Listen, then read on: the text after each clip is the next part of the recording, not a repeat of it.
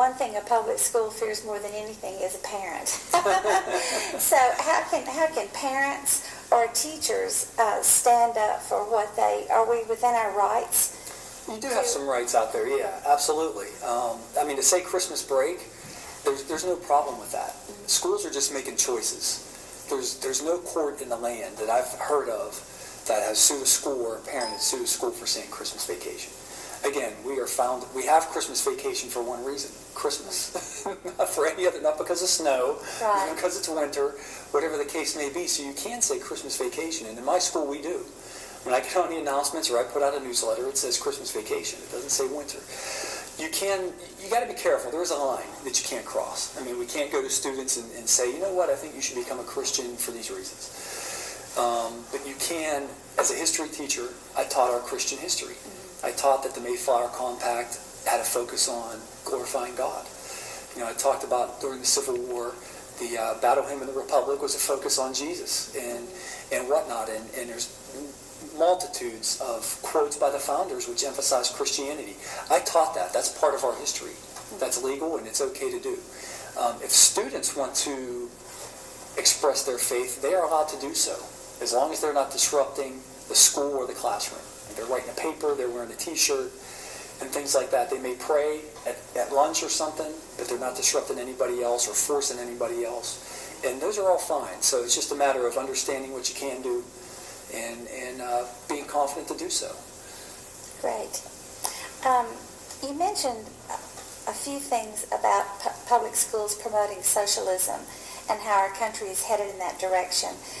Can you explain to me in depth a little bit more about that? Well, especially at the high school level, you see this. When we have students who just aren't doing what they're supposed to do.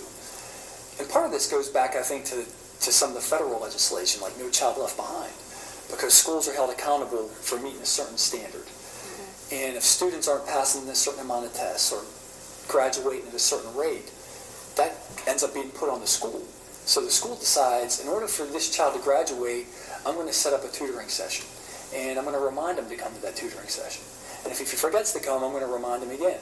Then I'm going to call the parent and remind her. Then I'm going to write a letter home to the parent and remind them.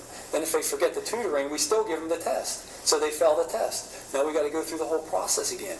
And essentially, that's just one example. What happens with grades, report cards. If a kid is failing for, say, the 9 weeks, a parent gets a report card that says F. One of their first reactions is, well, why didn't the school let me know?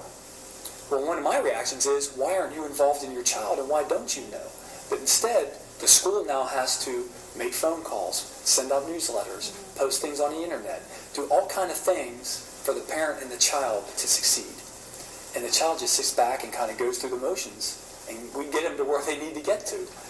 And again, that puts the dependence factor. I'm going to depend on my teacher to remind me. I'm going to depend on my guidance counselor to do it for me. I'm going to depend on everybody, so the dependent mindset grows. They expect it. No personal responsibility for your Absolutely. own actions or your own goals in life. Exactly. Basically. You remove that personal responsibility, these children become adults, and now they want the government to assume that same role. And I personally believe government is advocating that type of position. Here, we're going to make you dependent on us. Just like recently there was a report that the government is trying to encourage more people to take food stamps. Why would the government want to encourage people to be dependent on government? Because there's a goal there, and that goal is to create a socialist society where people depend on government, and government is strong.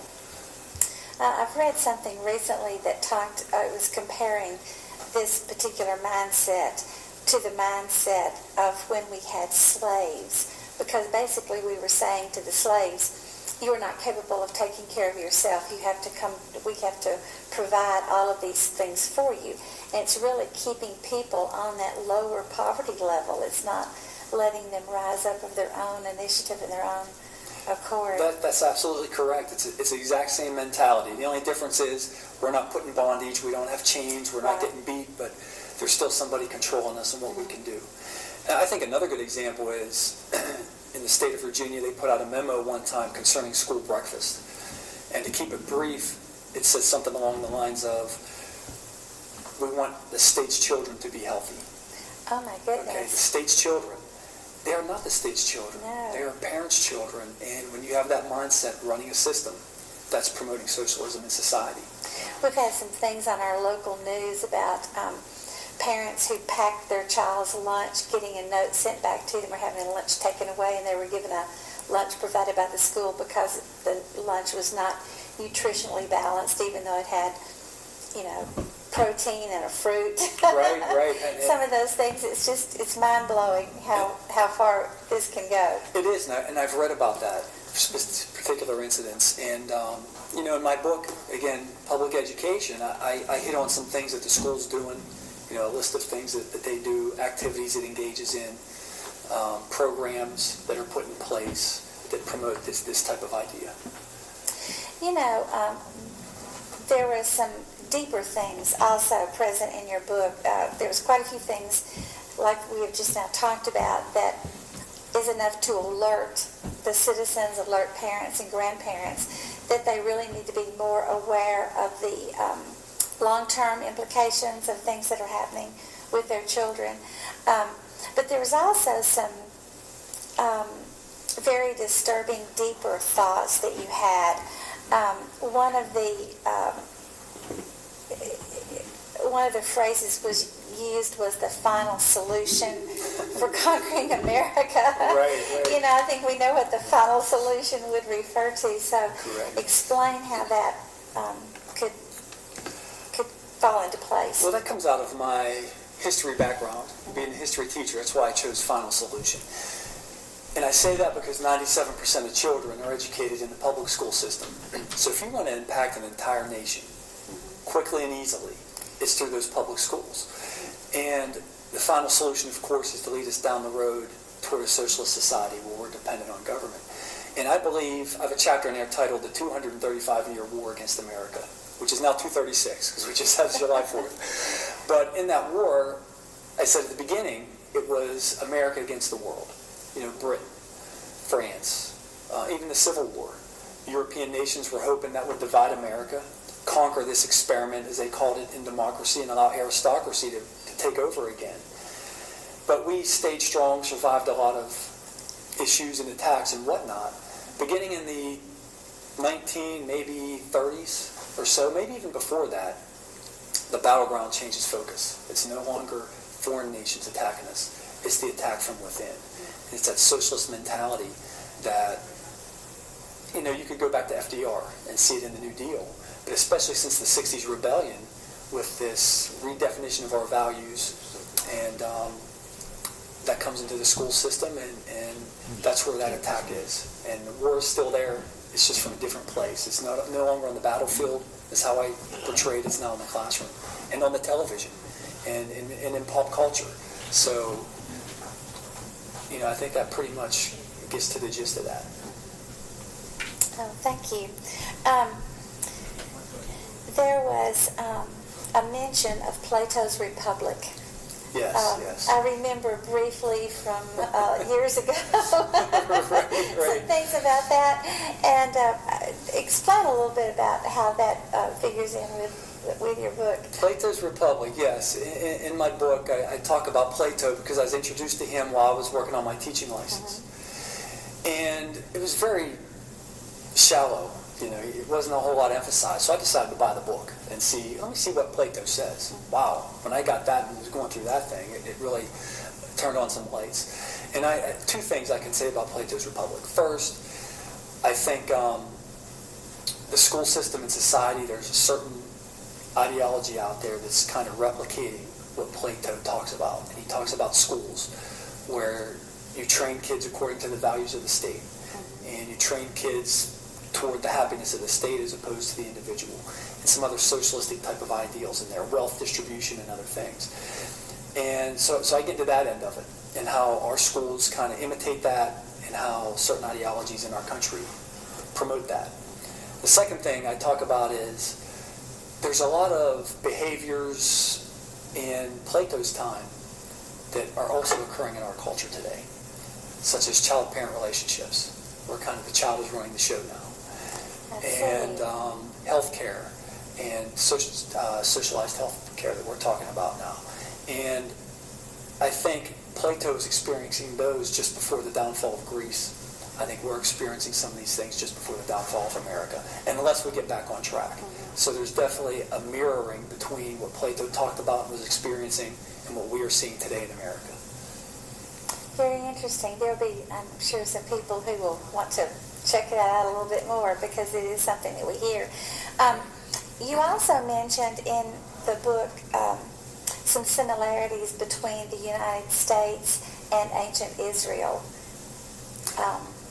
Absolutely. Destinies, how is that? Absolutely. The last chapter in public education gets into the potential judgment that America faces from God. And what I say to do is I draw parallels between America and ancient Israel. For example, ancient Israel had 12 tribes that received the land, plus the Levites was the 13th tribe. They did not receive land. In America, we had 13 colonies. Jesus had 12 disciples. That makes 13.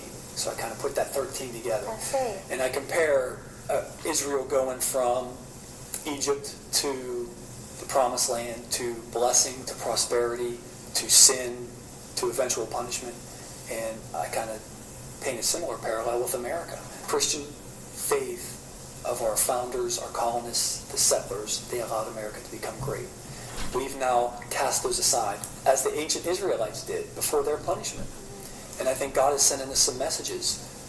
You better turn it around, or we will face a similar punishment as Israel did. If he punished his chosen people, he's not going to ignore America. Right. And you can look at Isaiah, you can look at Ezekiel and some of those Old Testament prophets. Definitely draw parallels between what they were talking about and what we're seeing today. If parents or grandparents want to know a little bit more about what is actually being taught in their public school that is different from what they were taught, I know the subtle changes in the textbooks and things like that. I've been on a textbook committee before, and it's a very hard thing to do because you have to choose pictures that the kids are going to enjoy. It has to be modern. It has to be up to date. It has to have colorful bullet points. You know, so sometimes the actual text is only one part. Right. And it was very hard for me to come to grips with the history that I studied is not what my grandson is studying. Exactly. It's tough. You can go to a school and ask for a copy of the textbook. If some schools don't use textbooks as much as they used to, as far as kids bringing them home, they may have a classroom set that they use in class. So you can go to the school and say, can I receive a copy of the textbook? And they should give you one. I would if a parent came to me and said, can I see the history textbook? No problem at all. Another thing they can do is with the state standards that are out there now, and a lot of states have signed on to what is called the Common Core standards, Yes. which all states will teach the same thing. Right now it's just reading and math. Well, those are available online. You can go to your state's Department of Education website and just look up state standards or school curriculum or whatever. It might be titled, and you can review what is taught in your school. Well, thank you. I really admire you for standing up for the things that you believe as a school principal. I know that may not always be easy. Right. Well, thanks. I appreciate that. Is there a website or is there any other information out there that we might be able to? Yeah, there's several things you can do. If you want to order the book, Public Education, winepressbooks.com is one place to order. They also have a phone number, which is 877-421-7323. Or you can go to my website, which is the Education Agenda. And there's also a links page on there where I have current articles that explain the attack against our faith, some things that are going on in schools, and some stuff like that. The Education Agenda, is that .com. Yes, theeducationagenda.com. Correct. Great. Well, thank you so much for being with us today, Jeffrey. Thank you. It was a I really pleasure. appreciate it. Thank you very much.